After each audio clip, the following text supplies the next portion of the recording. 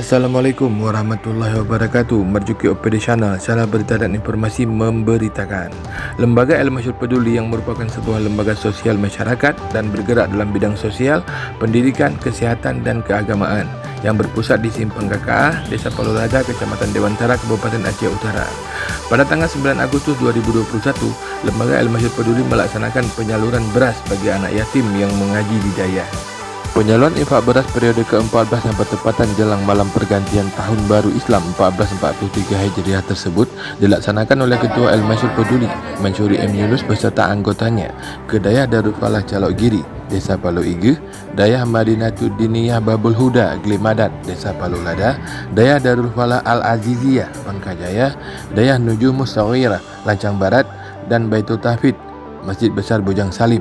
Semuanya berada dalam wilayah Kecamatan Dewantara, Kabupaten Aceh Utara.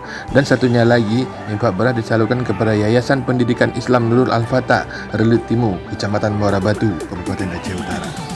Penyaluran atau pendistribusian beras yang merupakan wujud dari program infak beras bagi anak yatim mengaji tersebut telah berlangsung sejak bulan Mei tahun 2020 lalu dan disalurkan pada setiap awal bulan di luar bulan pengumpulan infak dari donatur atau penyumbang beras. Misalnya, beras hasil infak dari donatur atau dermawan bulan ini disalurkan pada awal bulan mendatang, sebut Mansuri M. Yunus. Untuk bulan Agustus ini misalnya, kami menyalurkan infak beras yang terkumpul pada bulan Juli dengan jumlah 330 kg beras yang terkumpul ke tempat-tempat di mana anak yatim mengaji.